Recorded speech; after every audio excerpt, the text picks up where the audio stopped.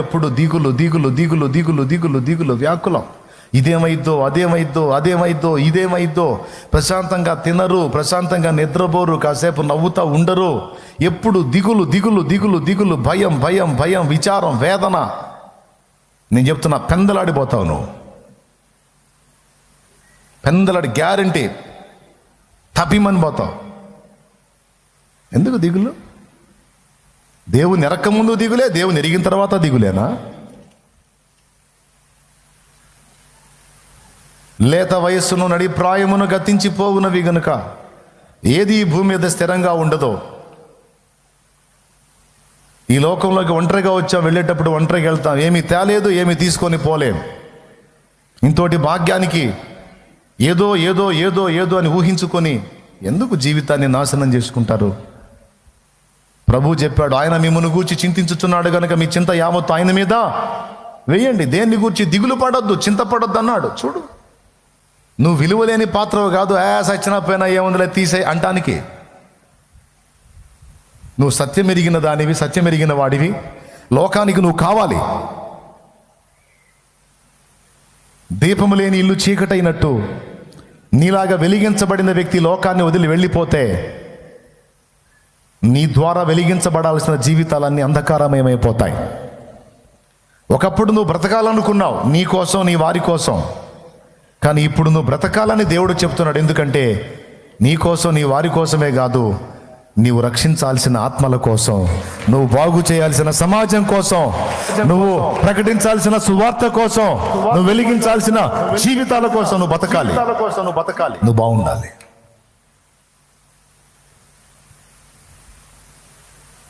అందుకే హెచ్చరిక చేశాడు, నీ దేహమును చెరుపుదాన్ని నీ యొద్ద నుండి తొలగించుకో. వ్యసనాలు వదిలిపెట్టు. నేను నీకు మంచి ఆరోగ్యవంతమైన దేహం ఇచ్చాను. దాన్ని కాపాడుకోవటమా పాడు చేసుకోవటం అనేది నీ చేతుల్లోనే ఉంది. తాగుతున్నావు, చిన్న చిన్న వయసుల్లోనే తాగుడుకు బానిస అయిపోయావు. తాగి తాగి తాగి తాగినప్పుడు మత్తు, మజా, ఎంజాయ్ బాగుంటుంది. కానీ కొంతకాలంలోనే లివర్ డ్యామేజ్ అయిపోద్ది, కిడ్నీలు డ్యామేజ్ అయిపోతాయి. నా దగ్గరకు లివర్ ఎఫెక్ట్ అయింది, కిడ్నీలు డ్యామేజ్ అయ్యి నేను వచ్చిన వాళ్ళలో ఎక్కువ మంది నేను ప్రశ్నించినప్పుడు నేను వాళ్ళని సూక్ష్మంగా అడుగుతాను, గతంలో నీకేమైనా అలవాటు ఉందా అంటే 100లో దాదాపు 80 మంది చెప్పిన మాట ఏంటో తెలుసా? అవునన్నా, నాకు తాగుడు అలవాటు ఉంది. ఎంత చిన్న వయసులో అయ్యా, నిండా 30 ఏళ్ళు కూడా లేవు. ఒకడైతే 25 ఏళ్ళకి లివర్ డ్యామేజ్ అయ్యి వచ్చాడు. ఏంటి తమ్ముడు, ఏంది అంటే కొద్దిగా ఏంది కొంచెం తాగుడు అలవాటు పడ్డానన్న. సుమారు ఎన్ని సంవత్సరాలు తాగుంటా? ఒక 5 ఏళ్లే తాగింది, అయిపోయింది. ఇప్పుడు వానికి సత్యం తెలుసు, ఇప్పుడు వానికి రక్షకుడు తెలుసు, కానీ లివర్ ఎఫెక్ట్ అయిపోయింది కదా. అది ఎఫెక్ట్ కాకముందు ఉన్న ఆరోగ్యం ఇప్పుడు ఉంటుందా? బలహీనుడేగా. ఇక దేవుడు కృపతో స్వస్థపరిచి నిలబెట్టి బ్రతికించి వాడుకుంటే తప్ప లేకపోతే ఛాన్స్ ఉండదుగా. కానీ అన్నీ బాగున్నప్పుడు వింటారా? అన్నీ బాగున్నప్పుడు చేసే హెచ్చరిక లక్ష్య పెడతారా? కానీ దేవుడు చెప్తున్నాడు, నేను నీకు ఇచ్చిన ప్రాణమును, ఆరోగ్యవంతమైన దేహమును నువ్వు ఎంతకాలం కాపాడుకుంటే అంతకాలం నా సేవ చేయగలుగుతావు. లేకపోతే నేను ఇచ్చిన ఆయుష్కాలం దాకా కూడా నువ్వు బతకో, మధ్యలోనే దెబ్బతింటావు. జాగ్రత్త అని వార్నింగ్ ఇస్తున్నాడు దేవుడు.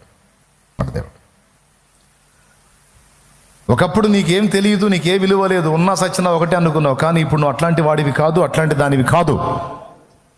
నువ్వు దేవుని రక్తం చేత కడగబడి పరిశుద్ధపరచబడి సత్యాన్ని తెలుసుకొని సత్యాన్ని లోకానికి ప్రకటించాల్సిన బాధ్యత కలిగి ఉన్న దానివి, ఉన్నవాడివి. నువ్వు బతకాలి. నువ్వు బాగుండాలి, నువ్వు ఆరోగ్యంగా ఉండాలి, నువ్వు హెల్తీగా ఉండాలి. అనేకుల్ని బతికించాలి నువ్వు. నాదే ఉందిలే, నేనేం పనికి వస్తాలే.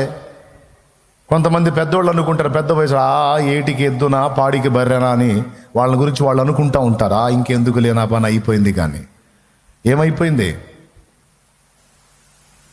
వృద్ధాప్యం నీకు వచ్చిందంటే భక్తిలో పరిపూర్ణతలోకి వెళ్తున్నావు నువ్వు. చాలా విషయాలు ప్రాక్టికల్గా అనుభవించి పోరాడి పోరాడి చివరి వరకు విశ్వాసాన్ని కాపాడుకున్నావు. నీ అనుభవాలు, నీ ఆలోచనలు నీ తర్వాతి వారికి చాలా అవసరం. పరిగెత్తలేకపోయినా చిన్నగా నడుస్తానైనా సరే నువ్వు బతికుండాలి. ఎందుకంటే నీ అనుభవ పాఠాలు, నీ జ్ఞానం నీ వాళ్ళకి అవసరం, నీ తర్వాతి బిడ్డలకు అవసరం.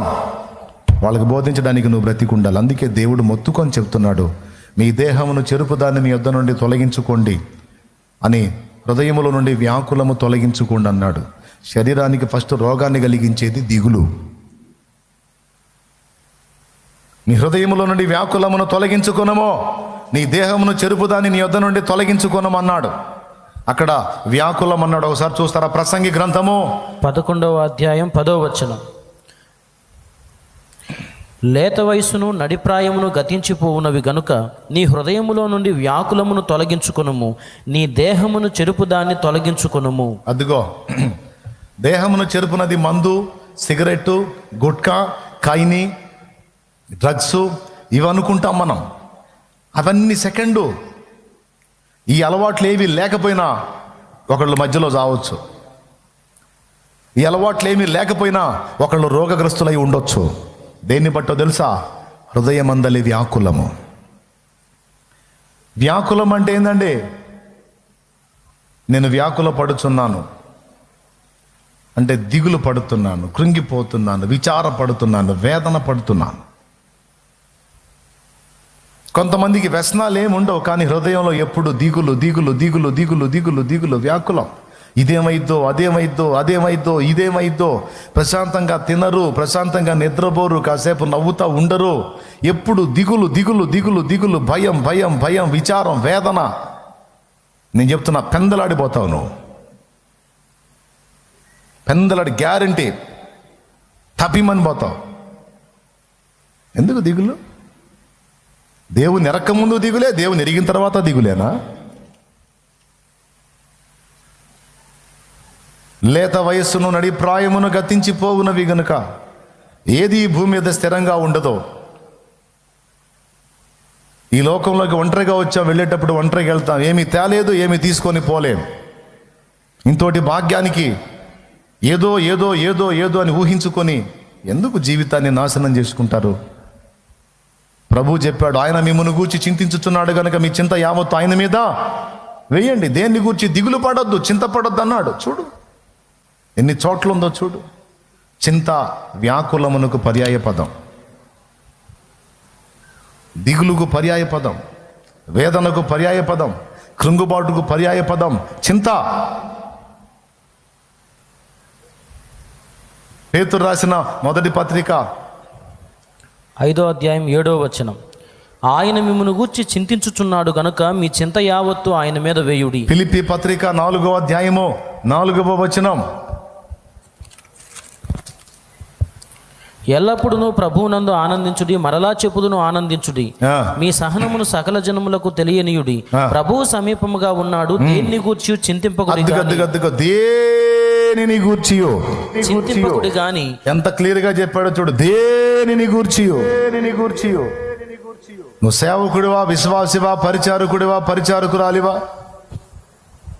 సేవకుడు సేవను గూర్చి, విశ్వాసి తన విశ్వాసమును గూర్చి, పరిచారకుడు తన పరిచర్యను గూర్చి, సామాన్యుడు తన పరిస్థితులను గూర్చి, రోగి తన రోగమును గూర్చి, అప్పులున్నాడు తన అప్పును గూర్చి, అవమానంలో ఉన్నాడు తాను పొందుతున్న అవమానములను గూర్చి, కష్టపడి చదివినోడు తను పొందబోయే ఉద్యోగాన్ని గురించి. నువ్వు ఎవరెవరు ఒక్కొక్కళ్ళు ఒక్కొక్క దానిలో చింతపడతా ఉంటారు, కృంగిపోతూ ఉంటారు, హృదయంలో వ్యాకులం పెట్టుకుని ఆలోచిస్తూ ఉంటారు, దిగులు పడుతూ ఉంటారు. అక్కడ ఒక్క మాటలో చెప్పాడు, దేనిని గూర్చి చింతపడకుడి గాని ప్రతి విషయములోనూ ప్రార్థన విజ్ఞాపనముల చేత కృతజ్ఞతాపూర్వకంగా మీ విన్నపములు దేవునికి తెలియజేయండి. అప్పుడు సమస్త జ్ఞానమునకు మించిన దేవుని సమాధానం మీ హృదయ తలంపులకు కావలి ఉంటుందన్నాడు.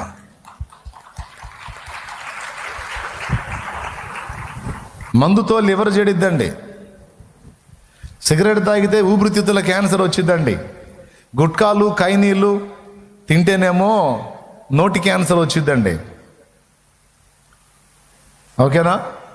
డ్రగ్స్ తీసుకుంటే బ్రెయిన్ సంబంధిత సమస్యలు వస్తాయండి, మెదడు సంబంధిత సమస్యలు. ఎక్కువ శాతం పిచ్చి వెర్రితనం వస్తుందండి, మెంటల్ ఎఫెక్ట్ వస్తుంది డ్రగ్స్ వల్ల. మందు తాగే వ్యక్తికి కూడా ఫైనల్లో అదే వస్తుంది, పిచ్చే వస్తుంది. ఇవన్నీ వీటి వల్ల వస్తాయండి. కానీ హృదయంలో ఉండే ఒక వ్యాకులం వల్ల అన్నీ వస్తాయండి, అన్నీ వస్తాయి బ్రదర్. అందుకే చెప్తున్నాడు, నువ్వు నా ముందుకు రాకముందు అవన్నీ అనుభవించావంటే అది వేరే సంగతి. నన్ను ఎరిగిన తర్వాత నువ్వు ఎందుకు ఆ విషయాల్లో అట్లా ఉంటున్నావు? నీ హృదయంలో నుంచి నీ వ్యాకులం తొలగించుకోమని నేను చెప్పాను. నువ్వు హెల్దీగా ఉండాలి, ఆరోగ్యంగా ఉండాలి, యాక్టివ్గా ఉండాలి, హుషారుగా ఉండాలి. ఎందుకంటే నీ తల్లి గర్భంలో నిన్ను వేసింది నేను, నిన్ను భూమి మీదకి రప్పించింది నేను, నన్ను నేను బయలుపరుచుకుంది నేను, నా రక్తము చేత నిన్ను విమోచించింది నేను, నువ్వు ఉన్న పరిస్థితుల్లోంచి నిన్ను విడిపించేది నేను, నిన్ను వెలిగించింది నేను, నిన్ను వాడుకోవాల్సింది నేను వాడుకొనుటకు తగినట్లుగా నువ్వు పరిశుద్ధత విషయంలోనే కాదు, హెల్త్ విషయంలో కూడా నువ్వు కేర్ఫుల్గా ఉండాలి. రాజుగారు ఎక్కి నడిపే రథాశ్వాలు రోగిష్ఠువై ఉన్నాయి అనుకో, యుద్ధంలో గెలుస్తాడా రాజు? తన్నులు తిని వస్తాడు. రథాశ్వాలు ఎలా ఉండాలండి? ఏ లోపం లేనివై ఉండాలి, హుషారుగా ఉండాలి. రాజు రథం ఎక్కగానే అలా 2 కాళ్ళ మీద నిలబడి పెద్ద సౌండ్ చేయాలి, మేము సిద్ధంగా ఉన్నామని. అంతేగాని ఒక గుర్రమేమో ఎవరు వచ్చారు ఏంది సగిలిచ్చావేంది, ఎవరు వచ్చారు, నా కళ్ళు కనపట్లేదు చెప్పు అని ఒకటేమో గుడ్డి గుర్రం, ఒకటేమో నడ్డి గుర్రం, ఒకటేమో కుంటి గుర్రం, ఒకటేమో చెవిటి గుర్రం లాగా ఉన్నాయి అనుకో, ఏమన్నా ఉందా? ఒకటేమో గ్యాస్ ట్రబుల్ గుర్రం, ఏమంటే ఒకటేమో షుగర్ గుర్రం, ఒకటేమో బీపీ గుర్రం, ఏమన్నా పద్ధతే?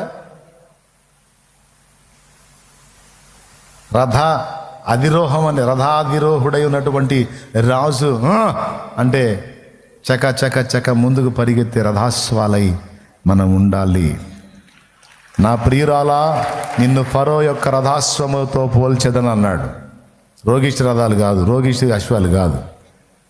అది ఎన్ని చెప్పినా దిగులు తీసేసుకోరు. ఎప్పుడు ఆ ముఖాల్లో సంతోషం లేకుండా, ఎప్పుడు హృదయం నిండా వేదన, ముఖంలో విచారం. తీసేయి.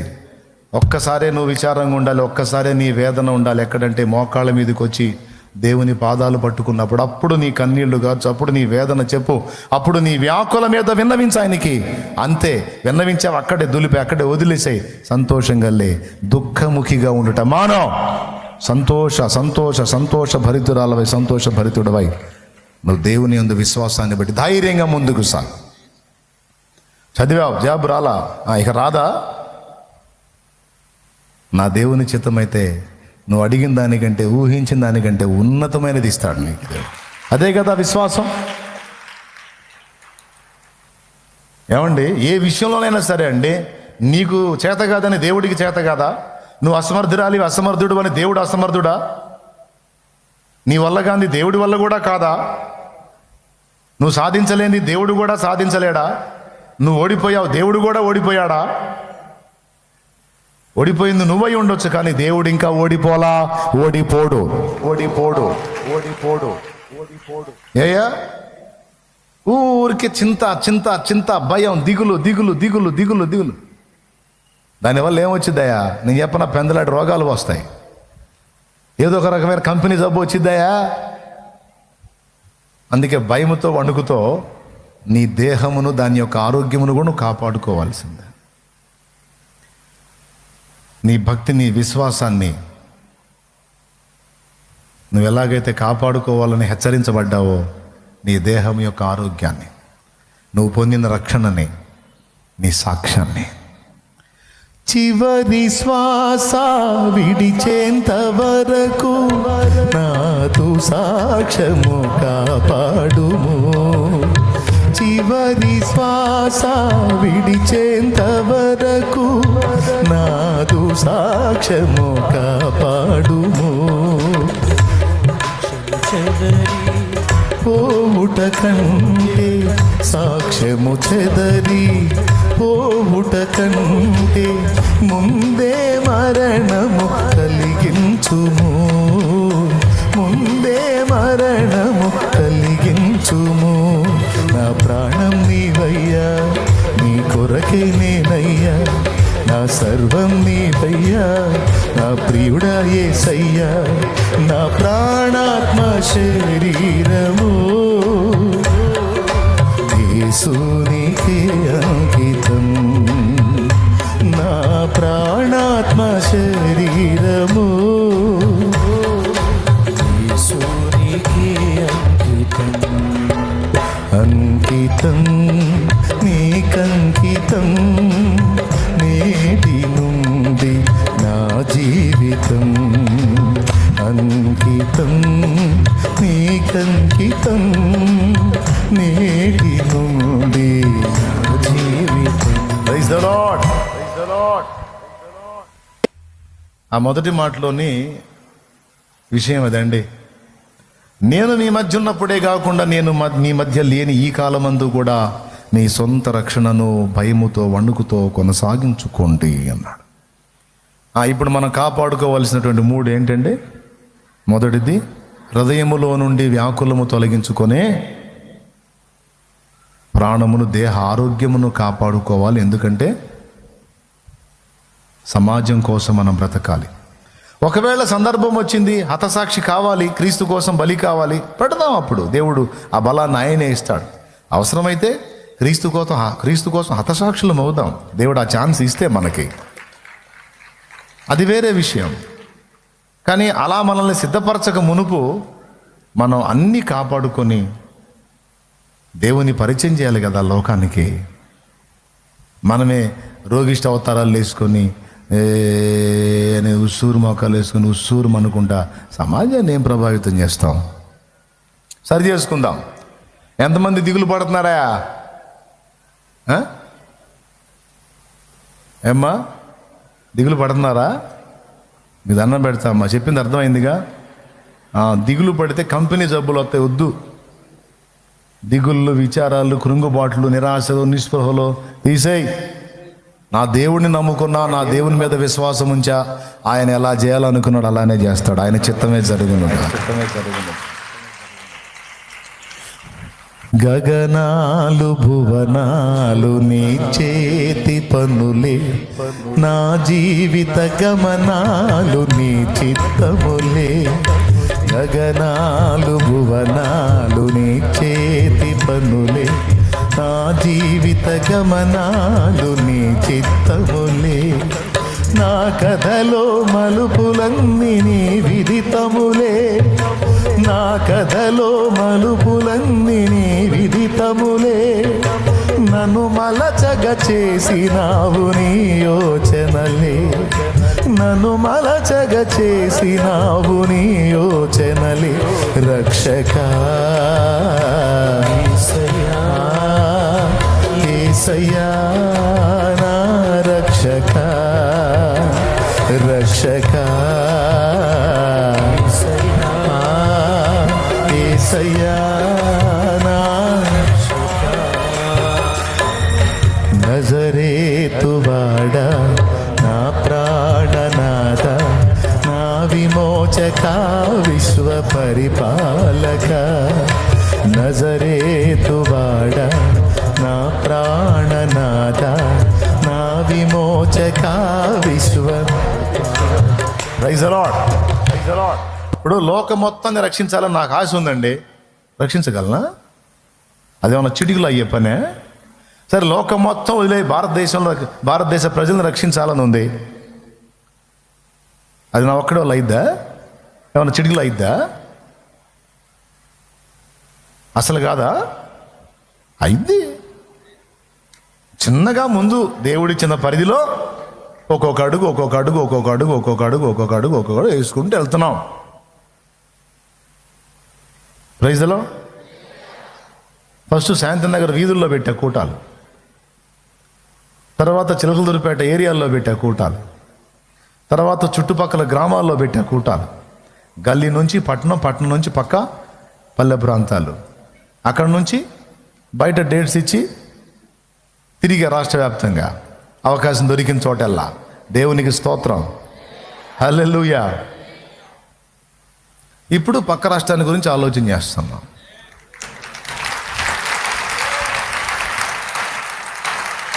అవునా? వన్ బై వన్ జరుగుతుంది చిన్నగా. అంతేగాని నేను కూర్చొని దిగులు వేసుకొని మూసుకేసుకొని ఏందో అంతా రక్షించలేకపోతున్నాను, జనాలందరినీ లాగలేకపోతున్నాను, బయటికి కాపాడలేదు, నేను కృంగిపోయి నేను పేషెంట్ని అయితే ఆయన అంటాడు, రే నువ్వు జనాన్ని కాపాడటమే కానీ ఇప్పుడు నేను కాపాడాల్సి వచ్చింది, నువ్వు ముందు బయట రారా అంటాడు. నువ్వు జనాన్ని కాపాడటమేమో కానీ ముందు నేను నిన్ను కాపాడాల్సి వచ్చింది, నిరమోహోడా రారా బయటికి అంటాడు. ఆయన నాకు ఇచ్చిన పరిధిలో, ఆయన నాకు ఇచ్చిన కృపలో, ఆయన నన్ను ఎంత వాడుకోవాలన్నా అంత వాడుకుంటాడు ఆయన చిత్త ప్రకారం. ఇప్పుడు మనకి అది కావాలి, వచ్చిద్దా? దా అంటే వచ్చిద్దా? మరి దాని గురించి దిగులేసుకుంటే ఎట్లా? నేను అన్నీ తెలియవు ఆయనకి. ఆ పరిస్థితి వచ్చినప్పుడు ఆయన కార్యం చేస్తాడు, అది వచ్చిద్ది, దాని తాత కూడా వచ్చిద్ది. మాట చెప్తున్నాను నేను. మరి ఇంతోటి భాగ్యానికి ఉన్నాడు కదా, మనల్ని ఎట్లో గట్ల లైన్ చేసుకొచ్చేవాడు ఉన్నాడు కదా, లేడా? కానాను యాత్రలో యోర్దాను అలలచే కలత చెంది తినే, కానాను యాత్రలో యోర్దాను అలలచే కలత చెంది తినే, కాపరివైన నీవు దహించు అగ్నిగా నా ముందు నడచితివే, కాపరివైన నీవు దహించు అగ్నిగా నా ముందు నడచితివే, నా జీవం నీ కృపలో దాచితివే, నా జీవిత కాలమంతా ప్రభువా నీవే నా ఆశ్రయం, నా ఆశ్రయం, నా జీవం నీ కృపలో దాచితివే. Praise the lord. తమ యందు పరిశుద్ధాత్మను కలిగిన వారు, పరిశుద్ధాత్మ అభిషేకం కలిగిన వారు, ఆత్మ నడిపింపులో ఉన్నవాళ్ళు దిగులు పడరు, అధైర్యపడరు, కృంగిపోరు, దిగజారిపోరు, వీక్ అవరు. ఎందుకంటే అలా కానివ్వడు ఆయన. ఎందుకంటే నీతో ఎల్లప్పుడూ ఆయన ఉంటాడు. కృంగిన వేళలో అంధకారులే నాకెదురుగా నిలిచి దాడి వెన్ను చూపక ముందుకు సాగే బలమునే ఇచ్చినావా, వెన్ను చూపక ముందుకు సాగే బలమునే ఇచ్చినావా, బాహువునే చాపినావా, బాహువునే చాపినావా, సిహోని కుమార్ అదుపురాని కుమార్, యేసయ్యా యేసయ్యా నీ దివ్య సేవలో నీ దీన పాత్రను, నీ దివ్య సేవలో దీన పాత్రను. దేవునికి మహిమ. ఇంతసేపు చెప్పా, ఇంకా దిగులుగా మొఖాలు పెట్టారంటే మర్యాదగా ఉంటుంది. ముందే చెబుతున్నాను నేను. 7 మొఖాలు కనపడ్డాయి అంటే ఊరుకోండి మీరు, హ్యాపీగా సంతోషం నవ్వండి, కొంచెం కాపాడారు ఎట్నో సంతోషంగా ఉండండి, లేకపోతే మొఖాలు చూడలేకపోతున్నాను, అందుకని చెబుతున్నాను నేను. హృదయములో నుండి వ్యాకులము తొలగించుకో, అప్పుడు దేహమునకు ఆరోగ్యము కలుగుతుంది. వ్యసనాలు దేహాన్ని పాడు చేస్తాయి, వాటితో పాటు వాటికంటే ఎక్కువగా దిగులు, విచారము. తెలుసా మీకు? ఈయన ఎప్పుడు మారతాడో, ఈ తాగుడు నుంచి ఈయన ఎప్పుడు బయటపడతాడో దిగులేసుకొని ఎందుకమ్మా అంత దిగులు పడతాడు, తాగి ఆడ చచ్చిపోతాడో అని దిగులేసుకొని ఏమో టపి మంది వచ్చింది. దీన్నే మా నాన్న అంటాడు, సంతకాడు తెచ్చేవాడి కోసం సగం పొద్దుగాడు తెచ్చేవాడు ఏడిచాడు అంటాడు. వాడేమో నైట్ తెస్తాడు, వాడి గురించి ఏడిచి వీడి మధ్యాహ్నం తెచ్చాడంట. అట్టుంటుంది కొంతమంది వ్యవహారం. తీసే ఆయన యందు విశ్వాసం ఉంచాం, ఆయన చూసుకుంటాడు. ఆ సమయం, ప్రతిదానికి ఒక సమయం ఉంది. ఆ సమయం వచ్చినప్పుడు ప్రతిదీ ఆయనే డీల్ చేస్తాడు. ఎందుకు పొద్దుగులు దిగులు? తీసేసుకోవాలి, హుషారుగా ఉండాలి, మంచిగా తినాలి, టయానికి నిద్రపోవాలి. ఎప్పటికీ ఏదన్నా కంపెనీ బలహీనతలు వస్తే టైం టు టైం ఆ మందు గోలు వేసుకోవాలి, స్తోత్రం చెప్పుకోవాలి, అంతే ముందుకు సాగిపోవాలి. నువ్వు ఖుషిగా ఉండు, హుషారుగా ఉండు, దేవుని యందు విశ్వాసాన్ని బట్టి హ్యాపీగా ఉండు. ఆ వచ్చిన రోగం కూడా పోయిద్ది. పోయితే ఇప్పుడు అసలు పాయింట్కి వస్తాయి కదా, ఒక్కటి చెప్పేసి ప్రార్థన చేస్తాను నేను. మీరు జాగ్రత్తగా మీ రక్షణను కొనసాగించుకోండి అన్నాడు. కానీ 3 సంగతులు చెప్పాం మనం జాగ్రత్తగా కాపాడుకోవాల్సిన 3 సంగతులు. దేహము యొక్క ఆరోగ్యము, ప్రాణరక్షణ, ఆత్మరక్షణ, సాక్ష్యరక్షణ.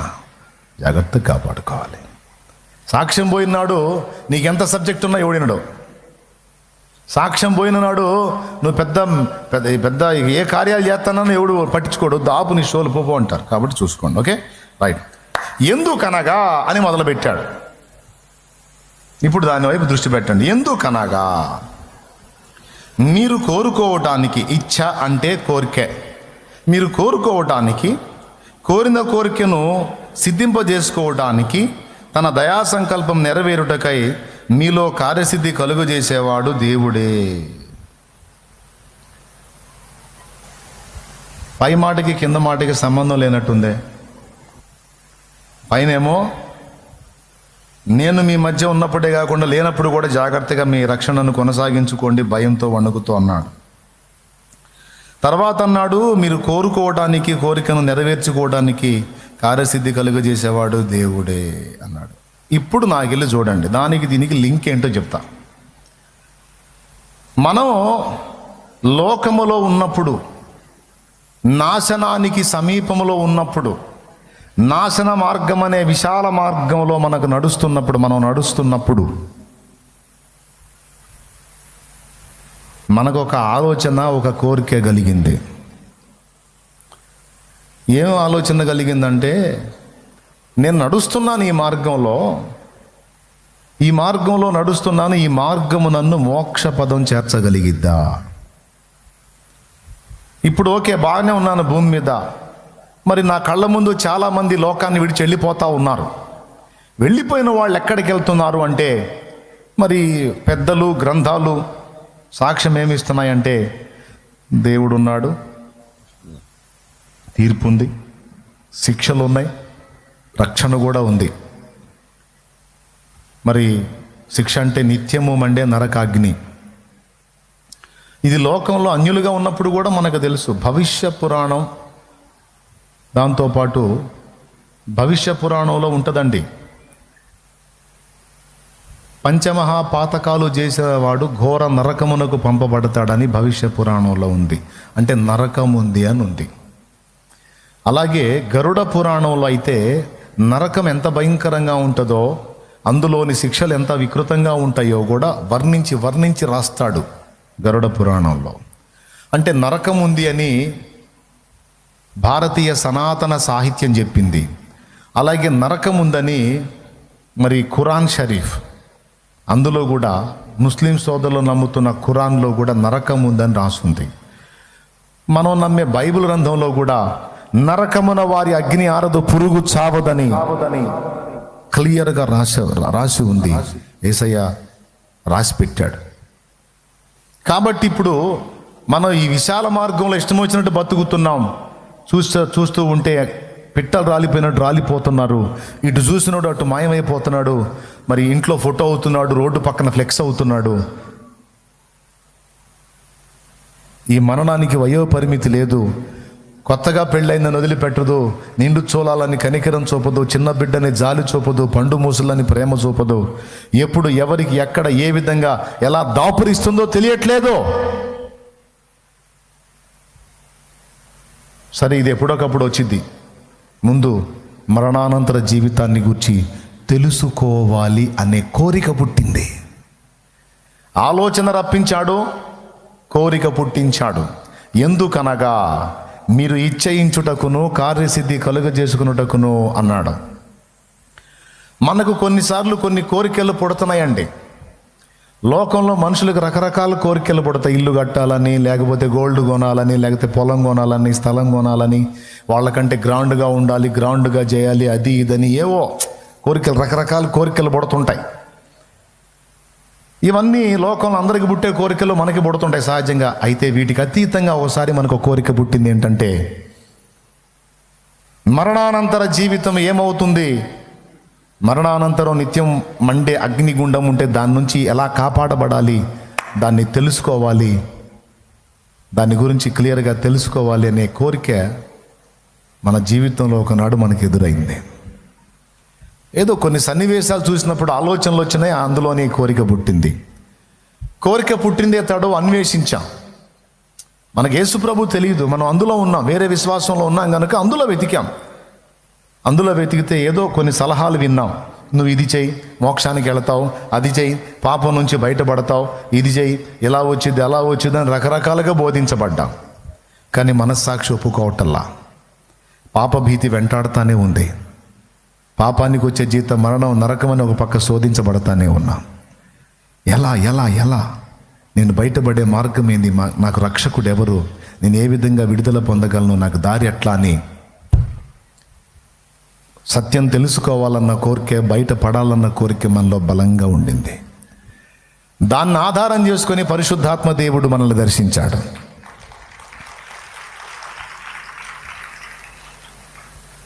ఇప్పుడు నువ్వు అన్యుల దగ్గరికి వెళ్ళి, ఏమనుకోవద్దు, అన్యుల దగ్గరికి వెళ్ళి మరణానంతర సంగతి ఏంటి అని అడుగు నువ్వు. అంటే చచ్చిపోయిన తర్వాత జీవితం సంగతి ఏందని అడుగు నువ్వు.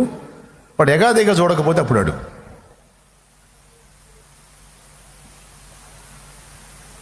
ఏంది అంటాడు. చనిపోయిన తర్వాత మనం ఎక్కడికి పోతాం అని అడుగు. మాకు పనులు ఉన్నాయి, నీకు పని లేకపోతే పని చూసుకో, అంతేగాని సచ్చినాకేమైద్ది, బతికిన ఈ సుత్తి ప్రశ్నలు వద్దు పో అంటారు. ముందు బతికే బతుకు చూడరా, చూడరా నువ్వు. చచ్చిన తర్వాత ఏమైద్ది అని సోది మాటలన్నీ అడుగుతాడు. ఏది సోది మాట? వాడు అడిగింది సోది ప్రశ్న. కానీ లోకాన్ని ప్రేమించి లోక మాయలో కొట్టుకొని పోయేవాడికి ఏమనిపిస్తుంది? వాడు అడిగింది జ్ఞానవంతమైన ప్రశ్న, కానీ వీడికి అది సోది ప్రశ్న. అంటే అలాంటి కోరికే వాడికి ఉండదు. మరణం తర్వాత ఏం జరుగుతుందో తెలుసుకుందామన్న కోరిక ఉండదు. విచిత్రంగా నీకొచ్చింది అది. అది కూడా ముసల్తనంలో రాలా, నువ్వు చిన్న బిడ్డగా ఉన్నప్పుడే నీకు వచ్చింది అలాంటి ఆలోచన. ఈ కోరిక నీకై నీకు పుట్టలేదు అంటుంది బైబిల్. కొన్ని రకాల కోరికలు మనకు పుట్టడానికి కూడా దేవుడే కారణమట. అంటే బలవంతంగా మనలో ఆ కోరిక మొలిపించాడా? అట్లన్న రాదు. అలాంటి కోరిక పుట్టడానికి అవసరమైన పరిస్థితులు, మాటలు, సన్నివేశాలు మన ముందుకు రప్పిస్తాడు ఆయన. రప్పించినప్పుడు ఆ వాస్తవాలు తెలుసుకోవాలన్న కోరికే మనకే పుట్టిద్ది. దేవునికి స్తోత్రం. 2 చేతులు ఎత్తి గట్టిగా చెప్పండి. చాలాసేపు అయింది చెప్పండి. ఎంత బాగా చెప్పారు. ఏలయనగా మనము ఇచ్చయించుటకును అంటే కోరుకోవటానికి. అంటే ఆ కోరిక కూడా దైవికంగానే మనకు వస్తుంది. చిన్నప్పటి నుంచే నాకు ఈ సత్యాన్వేషణ ఉండింది. ఎలా వచ్చిందంటే కొన్ని సన్నివేశాలు నేను ఎదుర్కొనేటట్టు దేవుడు చేశాడు. వాటిని బట్టి నాకు వచ్చింది. ఫైనల్లో మా అక్కయ్య చావు తర్వాత, ఆమె చనిపోయిన తర్వాత ఆలోచన బలపడింది. దాని గురించి బలంగా ఆలోచించడానికి అవకాశం ఏర్పడింది. తద్వారా దేవుని ప్రత్యక్షత నాకు దొరికింది. అంటే కొన్ని సన్నివేశాలు మన ముందుకు రప్పించి కొన్ని ఇచ్చలు మనకు పుట్టేటట్టు దేవుడు చేస్తాడు అనేది మీరు ఇంతవరకు చెప్పిన దానిలో గుర్తుపెట్టుకుంటే చాలు. సత్యం ఏంటి? నేను మోక్షానికి ఎలా చేరగలను, నరకం నుంచి ఎలా తప్పించుకోగలను అనే ఆలోచన, అనే ప్రశ్న, అది తెలుసుకోవాలన్న కోరిక మనకు పుట్టినప్పుడు నిజమైన దేవుడు మనల్ని దర్శించటం, మన మనోనేత్రాలు వెలిగించటం, మనల్ని రక్షణలోనికి నడిపించటం అనేవన్నీ జరిగినాయి. కోరిక పుట్టిస్తాడు, ఆ కోరికను నెరవేర్చడానికి కావలసిన అనుకూలతలు కూడా ఆయనే కల్పిస్తాడు అనేది మీకు అర్థమైతే చాలు. అర్థమైందా? అయితే ఈ సన్నివేశాలు అందరి ముందుకు తెస్తాడు, కానీ కొంతమందికి ఇలాంటి కోరికలు పుడతాయి, కొంతమందికి పుట్టవు. ఈ సన్నివేశాలు రప్పించినప్పుడు ఎంతమందికి అయితే ఆ ఆలోచన కలిగిందో, తెలుసుకోవాలన్న కోరిక కలిగిందో వాళ్ళందరినీ గ్యాదర్ చేస్తాడు, గ్రేడ్ చేస్తాడు, డివైడ్ చేసి వాళ్ళకి తన్ను తాను బయలుపరుచుకుంటాడు. కొంతమందికి ఎన్ని సన్నివేశాలు రప్పించినా సరే వాళ్ళ పైత్యం అనగదు, వాళ్ళ మిడిమేళం నడమంత్రం వాళ్ళు వదిలిపోదు. ఒక పక్క దేవుడు కొన్ని సన్నివేశాలు రప్పించి నలగేస్తున్నా సరే సిగ్గురాదు, కొన్ని జీవితాలు అంతే. కానీ కొంతమంది బెండ్ అవుతారు, ఆ బెండ్ అయిన సంఖ్య ఎంత ఉందో వాళ్ళందరినీ డివైడ్ చేస్తాడు. అలా వేరుపరిచిన గుంపే నువ్వు నేను. అర్థమైతే గట్టిగా. నీకు వచ్చిన సమస్యలే మిగిలిన వాళ్ళకు కూడా వచ్చినాయి, కానీ నీకు పుట్టిన ఆలోచన వాళ్ళకు పుట్టలా, నీకు కలిగిన కోరిక వాళ్ళకి కలగల. పోనీ ఇప్పుడైనా నీకంటే ఎక్కువ నలుగుతున్న వాళ్ళ దగ్గరికి వెళ్ళి నువ్వు వెళ్ళి చెప్పు, ఉన్న బాధలు కాక నీ బాధ ఏందిరా, మా ప్రాణానికి పోరా స్వామి, నీకు పుట్టిందని పిచ్చి మాకు ఎక్కిస్తున్నావా, వదిలే పో అంటాడు వాడు. చింత దచ్చినా పులుపు జావదన్నట్టు ఒక్కొక్కడికి అనగదో. సరే, వాడి సంగతి పక్కన పెడదాం. మనకు అణిగింది కాబట్టి దేవుని దగ్గరికి వచ్చాం. అయితే ఈ ఒక్కదాంతో మనల్ని ఆగనీలా దేవుడు ఇంకా మన జీవితంలో రకరకాల సందర్భాల్లో, రకరకాల సన్నివేశాల్లో రకరకాల ఇచ్చలు మనకు కలిగేటట్టు దేవుడు అనుమతిస్తాడు. ఇది మీకు అందించాలని ఈరోజు ప్రేరేపించబడ్డాను. శుక్రవారమే చెప్పేద్దాం అనుకున్నా కానీ ఆ రోజు చెప్పనేలా. ఈ తినాల్సిన వాళ్ళు ఈరోజు ఉన్నారు. దేవునికి స్తోత్రం, హల్లెలూయా. అర్థమైందా? అందుకని ఈ రోజుకు తీసుకొచ్చాడు ఈ అంశాన్ని. మోషే పెద్దవాడైనప్పుడు తన సహోదరులను చూడవలెనని బుద్ధి పుట్టిందంట. ఒకసారి ఆ వచనం చూద్దాం. అదేంతో శుభ్రంగా రాజకుమార్తె కుమారుడుగా వైభోగాన్ని అనుభవిస్తున్నటువంటి మోషేకి ఇదేం కోరికో నాకు అర్థం కాదు. నేను పక్కన ఉన్నట్టయితే ఏం కర్మనాయనా నీకని చెప్పేవాడిని. ఏమండి,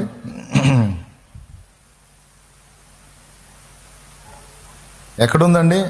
అపోస్తుల కార్యములు 7వ అధ్యాయం 23వ వచనం. అతనికి 40 ఏండ్లు నిండవచ్చినప్పుడు ఇశ్రాయేలీయులైన తన సహోదరులను చూడవలనని బుద్ధి పుట్టెను. అతనికి 40 ఏండ్లు నిండవచ్చినప్పుడు ఏమన్నదంట? చదువునాన్న మళ్ళీ. అతనికి 40 ఏండ్లు నిండవచ్చినప్పుడు ఇశ్రాయేలీయులైన తన సహోదరులను చూడవలనన్న బుద్ధి పుట్టెను. ఇప్పుడు నిర్గమాకాండంలోకి రండి.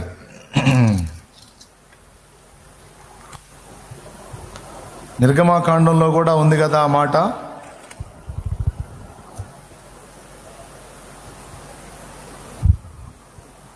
పదకొండవ వచనం చదువునానా, 2:11. ఆ దినములలో మోషే పెద్దవాడై తన జనుల యొద్దకు పోయి వారి భారములను చూచెను.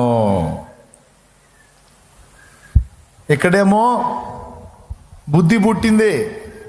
ఎక్కడ? అపోస్తల కార్యం 7:23లో. నిర్గమ 2:11లోనేమో అతడు పెద్దవాడైనప్పుడు తన సహోదరులను, వాళ్ళు పడుతున్న బాధను, వాళ్ళు మోస్తున్న భారాన్ని చూచాడట. వారి భారములను చూచెను. ఈ కోరిక మోషేకి ఎలా కలిగింది మీరు ఊహించండి. కొన్నిసార్లు మనకు కలిగేటువంటి కోరికలు, ఆలోచనలు మనం అనుకుంటాం మన బుర్ర నుంచి పుడుతున్నాయని. కొన్ని అలా మన శరీర సంబంధమైనటువంటి కోరికలు ఉంటే ఉండొచ్చు, కానీ కొన్ని కోరికలు మాత్రం ప్రత్యేకమైన కారణాలను బట్టి, ప్రత్యేకమైన ఉద్దేశాలను బట్టి దేవుడు మన తలంపుల్లో పుట్టిస్తాడు. ఆ ఆలోచనలు కలిగేటట్టు ఆయన అనుమతిస్తాడు. ఐగుప్తు రాజకుమార్తెగా ఆ కుమార్తె అనిపించుకున్న ఆమె దగ్గర పెంచబడ్డాడు, ఆమె కొడుగ్గా పెంచబడ్డాడు. ఫరో కుమార్తె అంటే ఆమె కొడుకుగా పెంచబడ్డాడంటే ఫరో మోషేకి తాత, ఫరో మనవడగా పెంచబడ్డాడు. మరో రకంగా చెప్పాలంటే ఫరోకి ఒకవేళ కొడుకు లేకపోతే కూతురు సింహాసన అధిరోహం చేయాల్సి వస్తే ఆ తర్వాత మోషేనే ఆమె కొడుకుగా సింహాసనం ఎక్కే అవకాశం ఉంది. కానీ ఇదేం వింత, రాజ్యాన్ని దక్కించుకోవాలి, సింహాసనాన్ని స్థిరపరచుకోవాలి, భోగాలు వెలగబెట్టాలన్న ఆలోచనలు పోయి వాళ్ళమ్మ యోకేబేది చెప్పింది, ఒరే నిన్ను కన్న తల్లిని నేను బాబు, మరి ఇట్లా నువ్వు ఇన్ని నెలల బిడ్డగా ఉన్నప్పుడు, మరి ఇట్లాంటి ఆజ్ఞ జారీ అయినప్పుడు నిన్ను నైల్ నదిలో ఇట్లా బుట్టలో పెట్టి వదిలాను, ప్రార్థన చేశాను, దేవుడు నిన్ను ఆమె దగ్గరికి పంపించాడు. మరి నువ్వు ఆమె దగ్గరికి చేరిన తర్వాత మీ అక్క మిరియాం వెళ్ళి ఆమె నిన్ను తీసుకున్న తర్వాత ఇదిగో వీనికి పాలిచ్చి పెంచుట కొరకు దాదిని తెత్తునా అని అన్నప్పుడు ఆమె తెమ్మంటే మీ అక్క నన్నే తీసుకొని పోయింది. మరి నీ కన్న తల్లినే నీకు పాలిచ్చే దాదిని అయ్యాను, నిన్ను పెంచి పెద్ద చేసే పని మనిషిని నేనే అయ్యాను రా. వాస్తవంగా నువ్వు ఐగుప్తీయుల సంతతి కాదు నాయన, నువ్వు ఇశ్రాయేలీయుల సంతతి అని చెప్పింది. చెప్పేసరికి ఇంకా సింహాసనం సహించలా. 40 ఏళ్ళు నిండా వచ్చినాయి, పెద్దోడయ్యాడు. ఇప్పుడు 40 ఏళ్ళు రాగానే ముసలోడు అయినాడు, అయిపోయింది వ్యవహారం. ఇంకేముందిలే అయిపోయింది కదా. బైబిల్లో 40 ఏళ్ళు వస్తే పెద్దవాడంట. ఏమండి, దేవునికి స్తోత్రం. అంటే ఇక 40 ఏళ్ళ లోపలంతా పిల్లలేనా? సరే ఏమో ఆడిపోయినా అడుగుతాం. కానీ 40 ఏళ్ళ ఈడొచ్చేసింది, పెద్దవాడయ్యాడు. పెద్దవాడైనప్పుడు మళ్ళీ విద్యలు నేర్చుకోకుండా ఏం లేడు, ఐగుప్తీయుల సకల విద్యలు నేర్చుకున్నాడు. కానీ అవన్నీ నేర్చుకొని అన్నిట్లో పరాకాష్ఠకెళ్ళి ఏదో అవుతాడనుకుంటే ఏదో అయ్యాడు, ఏదో సాధిస్తాడనుకుంటే ఏదో అయ్యాడు. కొంతమంది తల్లిదండ్రులు పిల్లల్ని అంటారు, ఒరే కష్టపడి తిని తినక నానా బాధలు పడి చదివిస్తే నిన్ను పెంచి నువ్వేదో ప్రయోజకుడు అవుతావు, ఉద్యోగం సాధిస్తావు, అందరినీ లాగుతావు అని అనుకుంటే చదువు మా కష్టం అంతా వైనం చేసి ఇప్పుడు సేవ అంటావా? నీకేమన్నా జాలి దయా ఉందిరా? సేవ చేస్తే ఏమొచ్చిద్దిరా? నీ కడుపు కూడా నిండదురా? ఇక మాకేం పెడతావు? మేము అనుకున్న ఆశలు నువ్వేం తీరుస్తావు? ఏం కోరికరా? అయ్యా నా మాటినయ్యా, సేవ వదిలే కానీ ఉద్యోగం సంపాదించుకో, ఉద్యోగం సంపాదించి 4 డబ్బులు సంపాదించి ఇదిగో మమ్మల్ని చూసుకో, 4 సేవకులకి అంత సాయం చేద్దాం. ఇప్పుడు ఇదిగో మేము కూడా భక్తి చేయొద్దు అంటలా, చెయ్యి కానీ జాబ్ చెయ్యి, పైసలు సంపాదించు, వచ్చిన తర్వాత కొంతమందికి హెల్ప్ చేద్దాం. అంతేగాని ఇదేం కోరికరా? నువ్వేదో సాధిస్తావు అనుకుంటే ఏదో అయినట్టు అయ్యావు అన్నట్టయింది మోషే బ్రతుకు. అన్ని విద్యలు నేర్చుకొని తర్వాత అబ్బాయి సింహాసనం ఎక్కుతాడు అనుకుంది ఫరో కూతురు. అబ్బాయి సింహాసనం ఎక్కట్లా, పోయి తన సహోదరులను చూసి ఏడుస్తున్నాడు. వీళ్ళ సంతతి నేను, వీళ్ళందరూ నా సహోదరులా. ఒకవేళ దేవుడు నా విషయంలో జోక్యం చేసుకోకపోతే నేను మట్టి దొక్కాల్సిందే కదా, నేను ఇదే బతకాల్సిందే కదా. మరి వీళ్ళలో నుంచి నన్ను దేవుడు ఎందుకు వేరు చేశాడు? నాకు ఈ ప్లేస్ ఎందుకు ఇచ్చాడు? దేవుడు జోక్యం చేసుకోకుండా నేను అక్కడికి వెళ్ళను. ఎవడైతే ఇశ్రాయేలులో మగపిల్లలందరినీ హతం చేయమని ఆజ్ఞ ఇచ్చాడో వాడి ఆజ్ఞ బేఖాతరైపోయి నేను వాడింటికి వెళ్ళటం ఏంటి, అక్కడే పెంచబట్టం ఏంటి? దేవుడు జోక్యం చేసుకోకపోతే సైనికుల చేతుల్లో తెచ్చేవాడిని. ఇల్లు తిరిగి పిల్లల్ని చంపుతున్నారు కదా నన్ను కాజేసేవాళ్ళు. లేదు, దేవుడు జోక్యం చేసుకోకపోతే నైల్ నదిలో మమ్మ జమ్ము పెట్టిలో పెట్టి వదిలినప్పుడు ముసళ్ళ చేతికి దిక్కి సచ్చేవాడిని. అది జరగల, ఇది జరగల. నేను క్షేమంగా నేరుగా ఫరో కూతురు దగ్గరికి ఎలా వచ్చాను? ఆమె నన్ను సేవ్ చేయటం ఏంటి? ఆమె నాకు పేరు పెట్టడం ఏంటి? ఆమె ఒడిలో నేను పెరగటం ఏమిటి?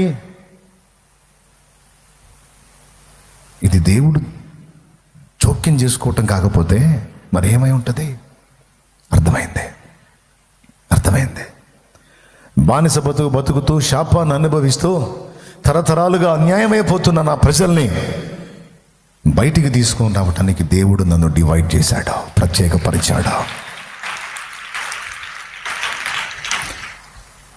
ఉద్దేశం వాస్తవమే, తను అనుకున్న తలంపు కరెక్టే 100% కరెక్ట్. ఆ ప్రజల్ని బంధకాల్లోంచి బయటికి తీసుకొని రావడానికి మోషేని దేవుడు ఏర్పరచుకున్నాడు, అది తిరుగులేదు. కానీ విమోచించే పద్ధతి మోషే అంచనా తప్పైంది. ఏమనుకున్నాడంటే, నేను అధికారం పొందడానికి నన్ను సిద్ధపరిచాడు, ఐగుప్తీయుల సకల విద్యలు నాకు నేర్పించాడు. అంటే ఇవన్నీ నాకు ఎందుకు వచ్చినాయి? వాళ్ళని బయటికి తీసుకెళ్ళమని నాకు నేర్పించినట్టున్నాడు. కాబట్టి ఇక మనం ఆలస్యం చేయకూడదు, వెంటనే ఫీల్డ్లోకి దిగాలి, వర్క్ మొదలు పెట్టాలని వెళ్ళాడు. వెళ్ళి పరిశీలించి తిరుగుతూ ఉంటే ఒక ఐగుప్తీయుడు అన్యాయంగా ఇశ్రాయేలీయుని కొడుతున్నాడు. వెళ్ళి అడిగాడు, ఎందుకురా, వాడు ఏం తప్పు చేశాడు? పని చేస్తున్నాడు కదా, ఎందుకు కొడుతున్నావు అన్నాడు. వీళ్ళు బానిస కుక్కలు, ఈ బానిస కుక్కలు ఇంతే, వీళ్ళని కొడితేనే, అంటే తప్పు చేస్తే కొట్టాలి, తప్పు చేయకుండా ఎందుకు కొడుతున్నావు అంటే, ఈ బానిస కుక్కలకి తప్పులతో అవసరం లేదు, ఈ బానిస కుక్కలు అంతే కొట్టాలి అని మళ్ళా కొడుతున్నాడు. అరే న్యాయం అడుగుతుంటే, వాడు చేసిన తప్పేంది అడుగుతుంటే చెప్పకుండా, ఏందిరా వాడు మనిషి అనుకున్నావా, జంతువు అనుకున్నావా? జంతువునే కొట్టమే, వాడు మనిషి కదా, వాడి ప్రాణం నీ ప్రాణం వంటిదే కదా, ఎందుకురా మళ్ళా వాడి మీద దాడి చేస్తున్నావు అని అంటే, నీకెందుకు పొడుచుకొస్తుంది, అడ్డు తప్పుకో అని తృణీకరించి మళ్ళీ కొట్టబోతున్నాడు. ఇక ఆగల, ఒక గుద్దుకి కాజేశాడు, చంపేశాడు. ఒక్కటే దెబ్బ, మళ్ళీ రెండో దెబ్బకి లేడు. మరి ఏ ఆయువు పట్టు చూసి కొట్టాడో ఏమో, కొడితే ఒకటే దెబ్బ, మళ్ళీ రెండో దెబ్బకి చచ్చిపోయాడు. అటు తిప్పితే అటు పడిపోయాడు. వీడు చచ్చాడుగా, అయ్యా ఇప్పుడు ఎట్లా అని చెప్పిన వాడిని ఏదో మాఫీ చేసి సైలెంట్గా తిరుగుతున్నాడు. మళ్ళీ నెక్స్ట్ డే ఇంకొక ఇద్దరు కొట్టుకుంటున్నారు, ఇశ్రాయేలీలే కొట్టుకుంటున్నారు. సహోదరులారా, నిన్నేం చేశాడు? నిన్న అన్యాయం అయిపోతున్న వాని పక్షాన నిలిచి అన్యాయం చేస్తున్న వాడిని చంపి ప్రతీకారము చేశాడు. నాయకుడు చేసే పని అది, అర్థమైందా? ప్రతీకారము చేయుట. రెండవది న్యాయము తీర్చుట.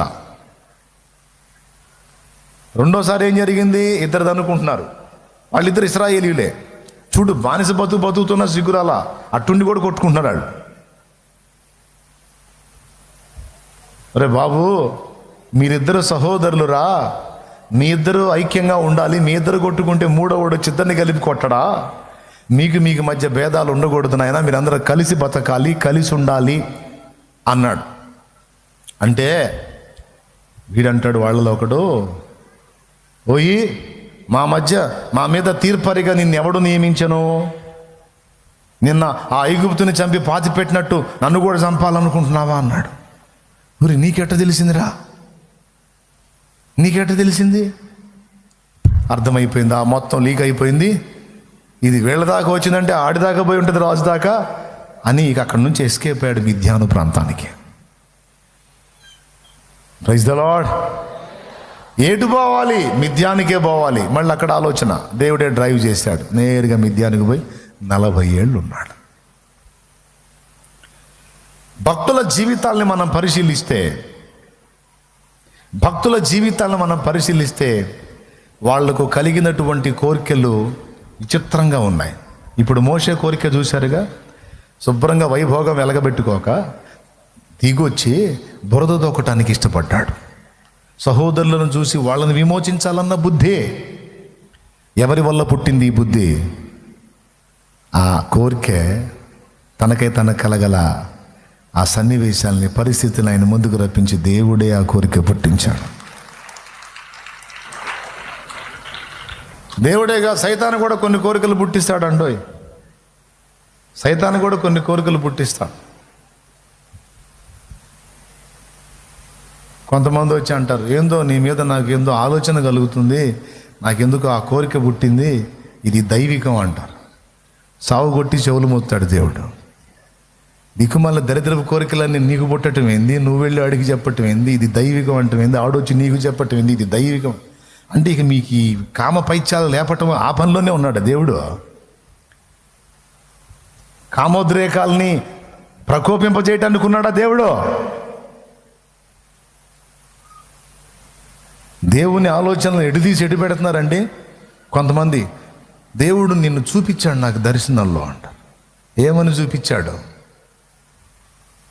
నిన్నే చేసుకోమని చూపించాడు.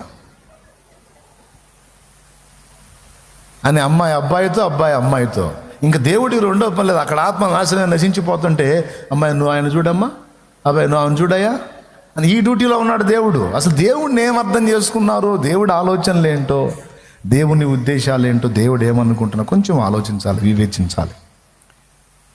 కోరికలు పుడతాయని చెప్పాను కానీ వికారాలు పుడతాయని చెప్పలా. స్తోత్రం చెప్పండి, రెండు చేతులు గట్టిగా. మనకు కలిగే వికారాలు కొన్నిసార్లు మన శరీరం నుండి, సైతాను నుండి, దురాత్మ నుండి కూడా కలుగుతాయని గుర్తుపట్టాలి. అందుకే అన్నిటినీ వివేచించమన్నాడు. ఏం చేయమన్నాడు? వివేచించాలి. సరే, పాయింట్కి వద్దాం. ఈ ఒక్కడే కాదు, మోషే విషయంలోనే కాదు,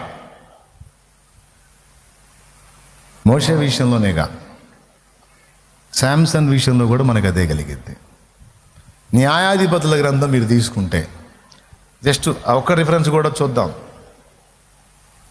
న్యాయాధిపతుల గ్రంథం మీరు కానీ తీసుకుంటే శాంసన్ ఉదంతంలో ఇశ్రాయేలీల్లో ఎంతోమంది ఆడపిల్లలు ఉంటే మనోడు అంటాడు, నాకు ఇశ్రాయేలీల అమ్మాయిలు వద్దు, నాకు ఫిలిస్తీన్ల అమ్మాయి కావాలన్నాడు. తల్లిదండ్రులు అన్నారు, అబ్బాయి ఇంతమంది ఆడపిల్లలు మన ఇశ్రాయేలీల్లో ఉంటే నువ్వు ఫిలిస్తీన్ల అమ్మాయి కావాలంటావేమి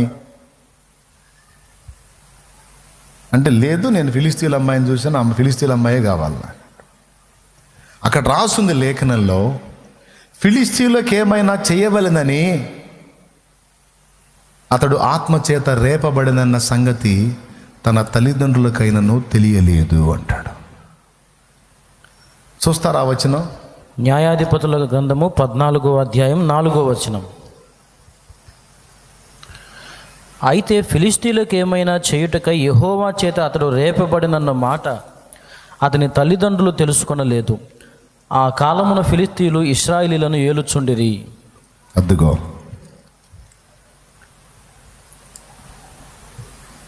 మూడో వచనంలో ఏమన్నాడయ్యా? వారు నీ స్వజనుల కుమార్తెల్లోనే గాని. రెండో వచనం చదువయ్యా. అతడు తిరిగి వచ్చి తిమ్నాతులో ఫిలిస్తీన్ల కుమార్తెల్లో ఒకతిని చూచి తిని, మీరు ఆమెను నాకిచ్చి పెళ్లి చేయవలనని తన తల్లిదండ్రులతో అనగా, వారు నీ స్వజనుల కుమార్తెల్లోనే గాని నా జనులలోనే గాని స్త్రీ లేదనుకొని సున్నతి పొందని ఫిలిస్తీన్లలో నుండి కన్యకను తెచ్చుకుంటూ వెళ్ళుచున్నావని అతన్ని అడిగిరి. అందుకు సంసోను, ఆమె నాకు ఇష్టమైనది గనుక ఆమెను నా కొరకు తెప్పించుమని తన తండ్రితో చెప్పాను. ఆమె నాకు ఇష్టమైంది. మనసు పడ్డాడు కుర్రోడు. ఎందుకు పడ్డాడు మనసు? ఫిలిస్తీన్ని నాశనం చేయటానికి. మళ్ళీ దీన్ని అడ్డం పెట్టుకొని మళ్ళీ ఒకళ్ళ మీద ఒకళ్ళు మనసు పడ్డారు.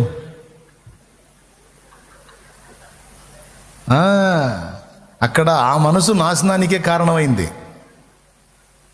జాగ్రత్తగా ఉండాలి, ప్రతిదీ జాగ్రత్తగా వివేచించాలి.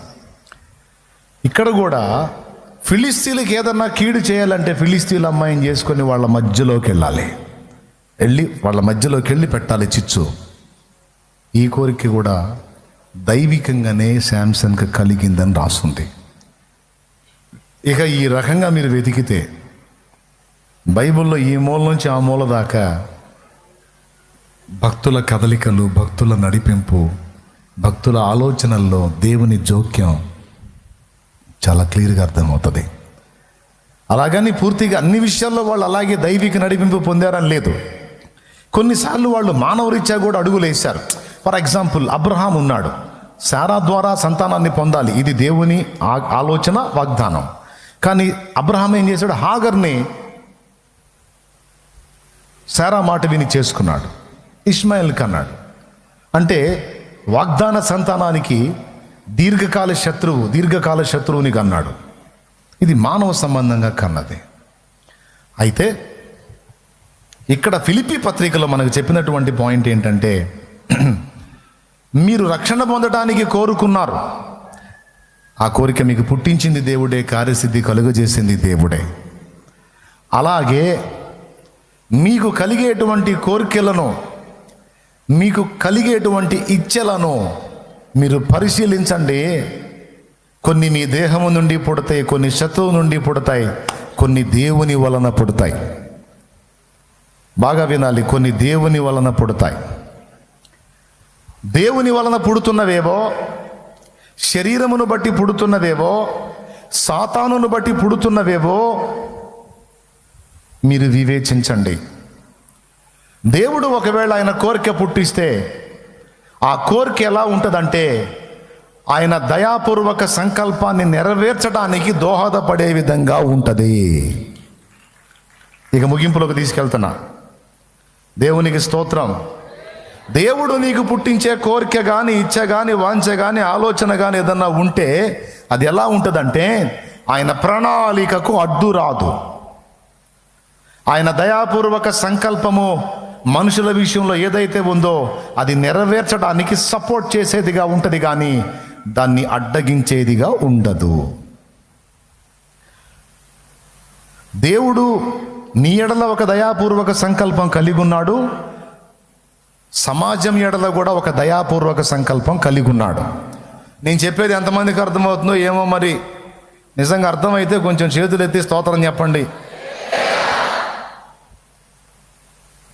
నిజంగా అర్థమయ్యే చేతులు ఎత్తారా? ఏదో పెందలు అడుక్కోవటం అయిపోయింది ఇంటికి పోదామని చేతులు ఎత్తారా? అర్థమయ్యేగా? Thank you. మనకి 3 విధాల కోరికలు పుడతాయి అని చెప్పా. అందులో దేవుడిచ్చే కోరికలు కొన్ని ఉన్నాయి, సైతానుగాడు పుట్టించే కోరికలు కొన్ని ఉన్నాయి, శారీరకంగా మనకు మన పైత్యాన్ని బట్టి పుట్టే కోరికలు కొన్ని ఉన్నాయి. ఇది ఫస్ట్ విడగొట్టుకోవటం చూడండి. మనకి పుట్టే కోరికల్లో ఇది నాకేంది ఇట్లాంటి ఆలోచన కలుగుతుంది, నాకేంది ఈ విధమైన కోరిక కలుగుతుంది, వివేచన అనేది ప్రతి ఒక్కరికి ఉండాలి. వచ్చినటువంటి కోరికల్లో ఏది సైతానుది, ఏది శరీరానిది, ఏది దేవునిది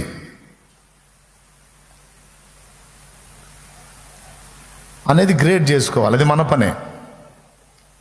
ఇప్పుడు దేవునిదైతే, మనకు కలిగిన కోరికలు దైవికమైనవి అయితే అవి ఎలా ఉంటాయంటే, మన ఎడలో ఒక దయాపూర్వక సంకల్పం ఉందని చెప్పాగా, దాన్ని దేవుడు నెరవేర్చడానికి సపోర్ట్ చేసేదిగా ఉంటుంది ఆ కోరిక. అలాగే మన ద్వారా సమాజంలో దేవుని దయాపూర్వక సంకల్పం నెరవేర్చడానికి సపోర్ట్ చేసేదిగా ఉంటుంది ఆ కోరిక.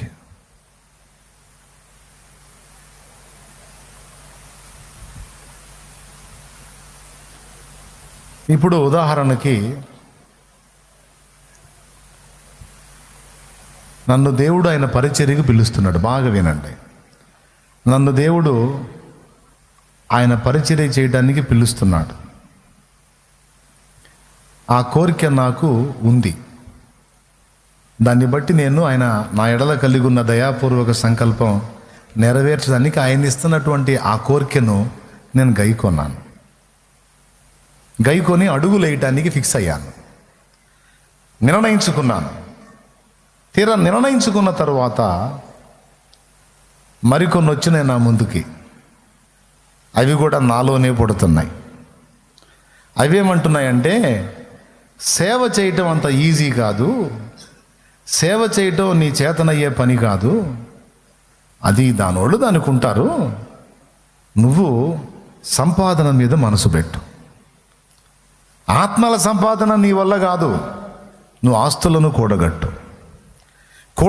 వచ్చిన పైకంతో ఆ జరిగే పనికి ఏదన్నా తోడ్పాటు అందిద్దు, కానీ నువ్వు మాత్రం దానికి వెళ్ళొద్దు అనే కోరిక కూడా నాకే కలిగింది. ఇప్పుడు 2 న్యాయంగా అనిపించినాయా, అన్యాయంగా అనిపించినాయా? మీరు చెప్పాలి. ఇప్పుడు ఒకటేమో నేను డైరెక్ట్గా సేవ చేయటం, రెండవది నేను డబ్బు సంపాదించి సేవ చేసే వ్యక్తికి హెల్ప్ చేయటం. ఇది దేవుని సేవేగా? ఏంది అర్థం కాలేదా? అర్థమైందా కాలేదా? సరే, మీకు అర్థం కాదు మళ్ళీ చెబుతా, ఇబ్బంది ఏం లేదు. ఇప్పుడు నేనుగా వెళ్ళి ప్రకటించటం ఉంది, అది నాలో పుట్టిన కోరికే. ఎందుకంటే కొంతమంది ప్రభువుని గురించి ఇతరులకు బోధిస్తున్నప్పుడు నాకు అనిపించింది ఇంకా బెస్ట్గా చెప్పొచ్చు కదా, ఇంకా వాళ్ళని ఆలోచింపజేయచ్చు కదా, ఇంకా ఈ విషయాలు కూడా వాళ్ళకి అందించవచ్చు కదా అని అట్లా నాకు ఆలోచనలు కలుగుతాయి, అట్లా కోరిక కలిగిద్ది. ఓకే, దేవుడు ఈ అప్పుల్లో ఉన్నాను, ఈ బంధకాల్లో ఉన్నాను, లేకపోతే నేను కూడా 4 ఆత్మల్ని రక్షిద్దును కదా ప్రకటించి అనే ఆ వాంఛ, ఆ కోరిక పుట్టిద్ది. అది బలపడుతుంది. మళ్ళీ ఇది ఎంటర్ అయింది. సేవ చేయాలంటే ఓర్పు, సహనం, నిగ్రహం, ఏంటి, త్యాగం, క్షమాగుణం, దయాగుణం, మర్యాదత్వం, అతిథి ప్రియత్వం, బోధించడానికి సామర్థ్యం, ధైర్యం, ఎన్ని ఉండాలిరా? ఏమన్నా ఉన్నాయా నీకు? ఉన్నాయా? అది చర్చిలో 10 మంది ముందు నిలబడటానికి నీకు ధైర్యం లేదు. ఆడపిల్లలు నిలబడి సాక్ష్యాలు చెబుతుంటే నువ్వేమో కానుకేయడానికే దాక్కొని పోయేసే రకం నువ్వు. అంత సిగ్గు నీకు, నువ్వెట్లా పనికి వస్తావు? వదిలే, పైసలు సంపాదించి సేవ చేయొచ్చు. ఎట్లా అంటే చేసే వాళ్ళకి హెల్ప్ చేయొచ్చు. ఇప్పుడు డబ్బు సంపాదించి సేవకి ఇవ్వటం దేవుడి పనా కాదా? పెద్దగా చెప్పండి. రైట్, నేనుగా వెళ్ళి ప్రకటించడం దేవుని పనా కాదా?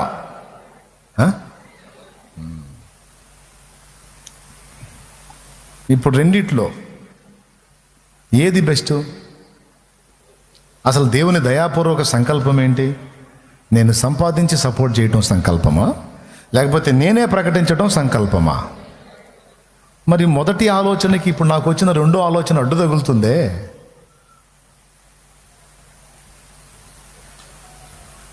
నేనేం తక్కువ వాడినా, మామూలు మిడివేళం కాదు మందే. అప్పుడు నేను మోకాళ్ళుని ప్రార్థన చేసి ఏం చేశానంటే, సంపాదిస్తా ఆశీర్వదించు, సంపాదిస్తా ఆశీర్వదించు. మీరు చెప్పండి ఇప్పుడు.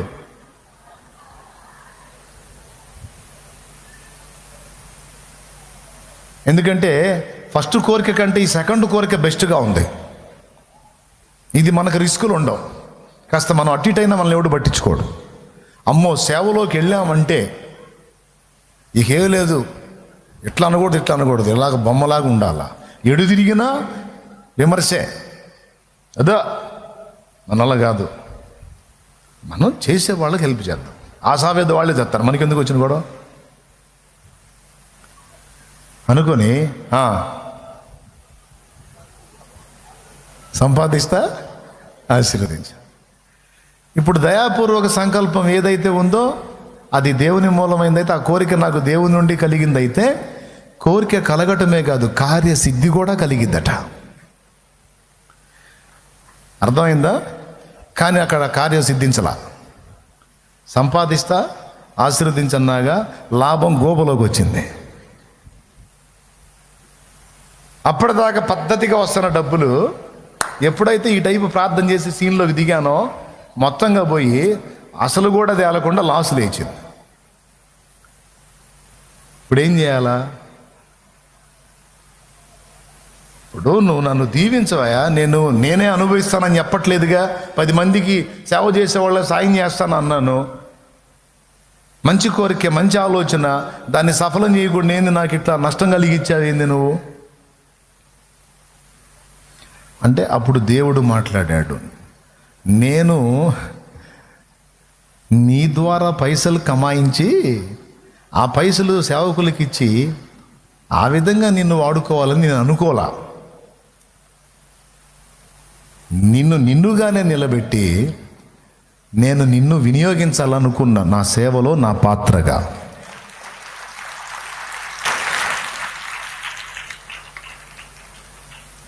అంటే అప్పుడు మళ్ళీ మోకాళ్ళుని ప్రార్థన చేశా. మరి అట్లయితే ఈ ఉండే నివాసం తాకట్టులో ఉంది. సాయంత్రం పూట నేను ప్రేయర్ పెట్టుకొని ఫ్యామిలీతో చేస్తుంటే ఏదో 10-15 మంది వచ్చి కూర్చుంటున్నారు. వాళ్ళు కలిసి ఒక సంఘం అని నేను ఏర్పాటు చేస్తే ఆ జానాబెత్తడి సంఘం చూడటానికి హాస్యాస్పదంగా ఉంటుంది. అయినా నాకేం చేతనవయ్యా? నాకు ఓర్పు సహనాలు ఉన్నాయా? నాకు నిగ్రహ శక్తి ఉందా? ఇంద్రియ నిగ్రహం నాకుందా? సెల్ఫ్ కంట్రోల్ లేదో? నేను చెంచల బుద్ధోడ్నే. నన్ను నమ్ముకొని పిలిచావంటే నీ కొంప ముంచుతా. ఎందుకు నీ గాలి తీసుకుంటావు? నేను పనికిరాను. నన్ను పిలిచి నువ్వే చేయాలన్నావంటే నీ పరువు పోగొడతాను. నేను మంచోడిని కాదు, నీకు తెలియదు నా సంగతి. ఈ దేవునికి వార్నింగులు ఎందుకు? దీవించు, ఏదో మరుగునుంటా, వాళ్ళ డబ్బులు వాళ్ళకి ఇస్తా, అంతేగా నన్ను లాగవాకు సీన్లోకి అంటే ఆయన అంటే నువ్వే రావాలి, ఇది నా సంకల్పం అంట. ఇది దయాపూర్వక సంకల్పం కాదు, దయలేని సంకల్పం. మళ్ళీ అలాగని చర్చిలో పోయి కూర్చొని వాక్యం వింటే మళ్ళీ వాక్యంలో స్ట్రైట్గా నాతోనే మాట్లాడుతుంటే మళ్ళీ సేవ చేయాలని కోరిక, అది నేనే చేయాలన్న కోరిక. మళ్ళీ తూచి మన వల్ల కాదు. నేను చెప్పింది నిజంగా మీకు ఎంతమందికి అర్థమవుతుంది? తల్లి నిజంగా అర్థమైందా? ఏమర్థమవుతుందిరా నీ బొంద, మాకు అర్థమై సావట్లేదు అంటారా? నిజంగా అర్థమవుతుందా?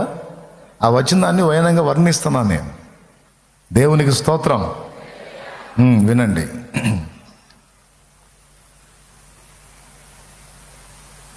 చివరికి మోకాళ్ళుని కన్నీరు గార్చి ప్రార్థన చేశాను. మరి అటు ఎదురు తగిలాడుగా. కోరిక కలిగింది కానీ కార్యసిద్ధి కలగల. అంటే అనుకున్నాను ఇక సంపాదించి ఇవ్వాలని, కానీ కార్యసిద్ధి జరగనప్పుడు ఏదో రివర్స్ కొట్టింది. నేను రాంగ్ స్టెప్ వేశాను.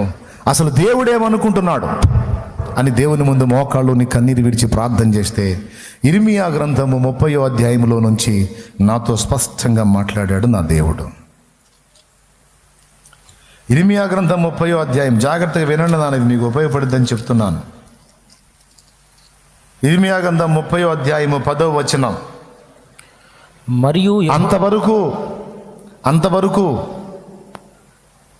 నాకు ఇవ్వని పదం ఒకటి అప్పుడు మెన్షన్ చేసి మాట్లాడుతున్నాడు. నా సేవకుడవైన యాకోబు భయపడకుమో, ఇశ్రాయేలు విస్మయమొందకుము అన్నాడు. చాలు.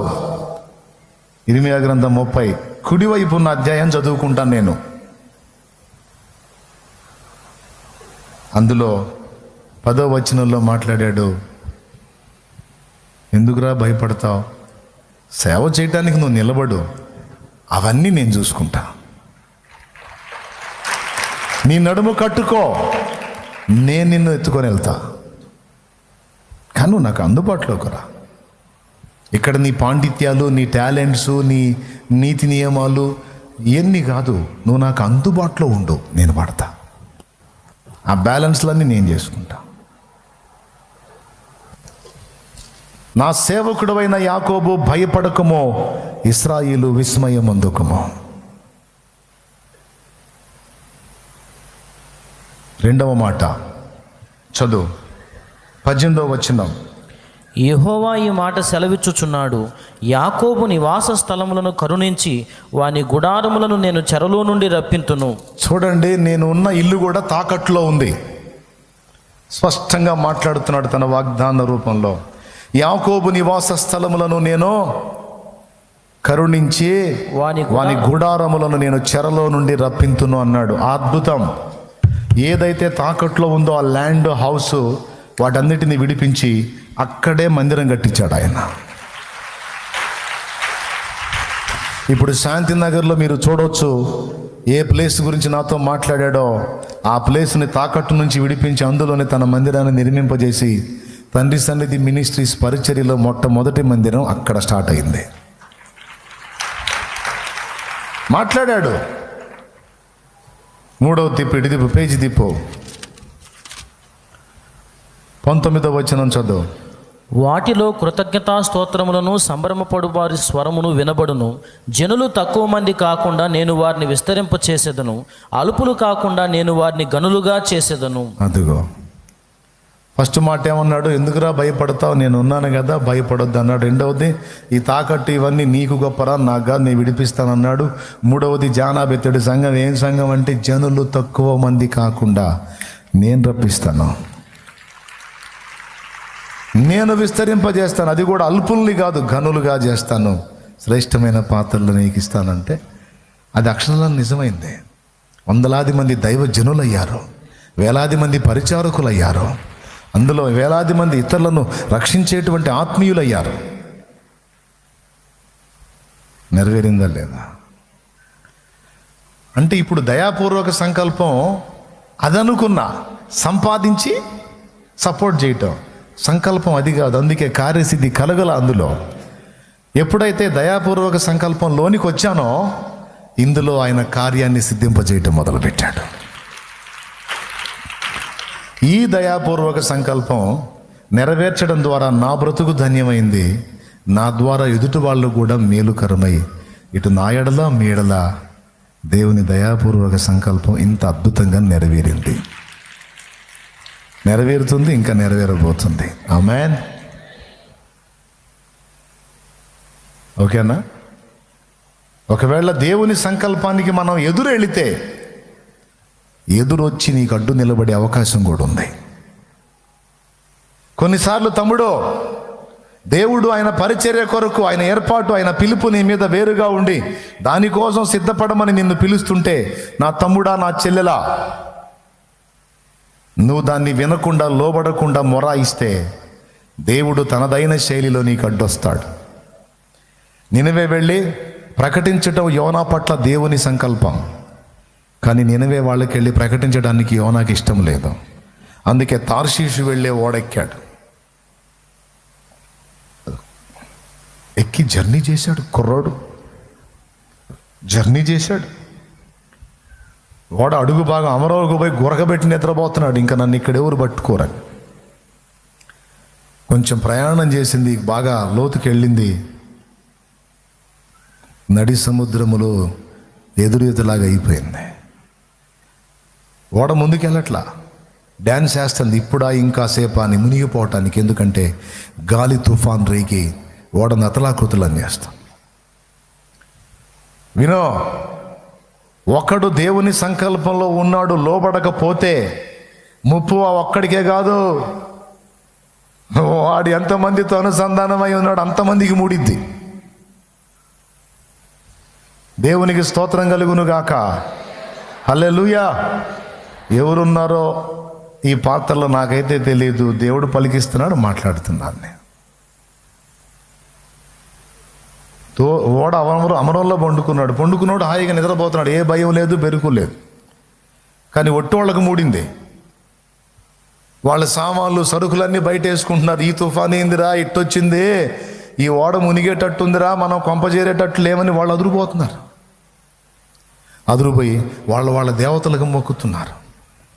గుర్తుపెట్టుకోండి, ఒక భక్తుడు, ఒక భక్తురాలు, ఒక దేవుని బిడ్డ, ఒక దేవుని పాత్ర తన బాధ్యత విస్మరిస్తే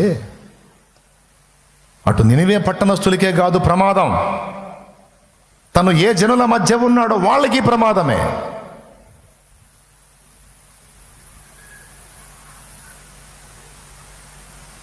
అతన్ని ఎవరన్నా అడ్డగింప చూస్తే, ఆమెను ఎవరన్నా అడ్డగింప చూస్తే వాళ్ళకి డేంజరే.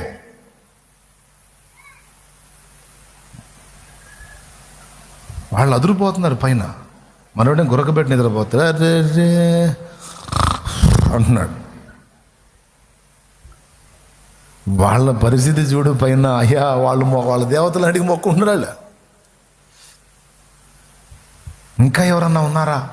అందరూ మొక్కండి, అయిపోయింది, మన టైం అయిపోయింది, చచ్చిపోతున్నాం అని ఓడ నాయకుడు ఇంకెవరైనా ఉన్నారా అని అంతస్తులు వెతుకుతూ అమరంలోకి వస్తే మనోడు గురకెన పడుతుంది, కడుపులో మండిపోయింది.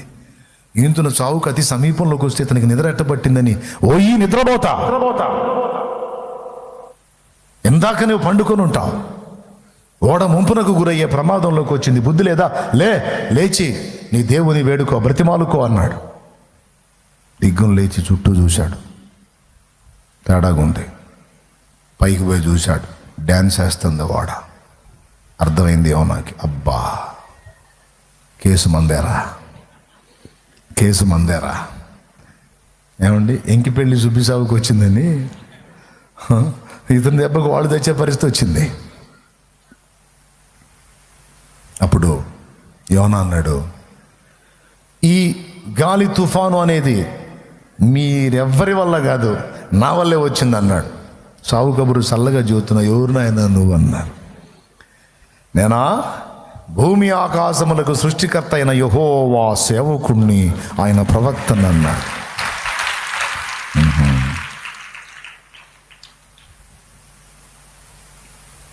మరి ఎట్లా పోయింది నాయన ఇది? ఎట్లా బయటపడాలి మనం? ఎట్లా ఒడ్డుకు చేరాలంటే ఆయన ఒక ఆలోచన చెప్పాడు. దీనికి కారణం నేను కాబట్టి నన్నెత్తి సముద్రంలో పడేయండి, మీరు బతికిపోతారు. పోతే నేను పోతాను, ఎందుకంటే దీనికి కారణం నేను. అంటే ఆయన మనసు మంచిదే. అంటే నా ఒక్కడి తప్పుకు మీరందరూ చావనేలా? మీరు చావటం నాకు ఇష్టం లేదు. ఇంత మంచి బుద్ధి గల్లోడు మరి నినవేకి పోవచ్చుగా. వీళ్ళ చావు చూస్తేగా నీకు మనసు రాలేదా? వద్దొద్దు, మీరెవరు ప్రాణహాని తెచ్చుకోవద్దు, ఇది నా పనే, నన్ను ఎత్తి సముద్రంలో వేయండి అన్నాడు. తిమింగలం వచ్చింది కాపాడిదని తెలియదు యోనాకి, వేసేసేయండి, శిక్ష, తప్పు నేను చేశాను, మీరు బలి కావద్దు, వేసేసేయండి అన్నాడు. ఎంత మంచి మనసు చూడండి ఆయన. అప్పుడు వాళ్ళు అన్నారు, అయ్యా మేము ప్రశాంతంగా బతకటం నీకు ఇష్టం లేదా? ముందే యెహోవా సేవకుని అంటివి, ఇప్పుడు నిన్నెత్తేస్తే మమ్మల్ని మొత్తాన్ని ముంచడా ఆయన? అంటే మీకు డౌట్ ఉంటే చీటీలు వేసుకోండి అన్నాడు. అప్పుడు అందరి పేర్లు చీటీలు వేసి మొత్తం కదిలిచ్చి కొప్పేసి చీటీ తీస్తే యోనా అని వచ్చింది. అంతమంది పేర్లలో యోనా పేరే, పర్టికులర్గా యోనా పేరే వచ్చింది. చూడు ఎట్ట ఎదురు తగిలాడో. అంటే ఎందుకు అంత మొండికి పడ్డాడు యోనా కోసం? షాలేం రాజు కోసం ఎందుకు అంత మొండికి పడ్డాడు అంటే, వీడేదో పెద్ద మొనగాడు, గొప్పోడు, పెద్ద అది ఇదని కాదు. ఆయన వాడుకోవటానికి అవసరమైన కొలతలేవో, క్వాలిటీస్ ఏవో వీనికి ఏర్పాటు చేస్తున్నాడు. అవి కలిగుండి వీడు లోకం వైపు చూస్తున్నాడు. తప్పురా, నువ్వు అలా పోతే ఎందుకు పనికిరావు. నిజమే, నేను అన్నట్టు సంపాదిస్తాను, ఆశీర్వదించన్నమాట ఆమెనన్నట్టయితే ఎంతమంది రక్షణ నేను కోల్పోయేవాడిని, మిస్ అయ్యేవాడిని. నేనెంత ఆశీర్వాదాన్ని లాస్ అయ్యేవాడిని, ఎంత ఆనందాన్ని కోల్పోయేవాడిని. ఏమండి, ఎంత సంపాదిస్తే మాత్రం దరిద్రమే తప్ప ఏమన్నా ఉందా? కానీ ఈరోజు సంపాదనలు ఏవి లేకపోయినా, లోకంలో గనులుగా ప్రసిద్ధి ఇది డబ్బును బట్టి గాంచకపోయినా, ఇంతమంది ఆత్మల రక్షణ కార్యం ఆయన కృపతో జరిగినందుకు అంతకు మించిన తృప్తి ఇంకేముంటుంది? అంతకు మించిన తృప్తి కోట్లు గడిస్తే వచ్చిందా?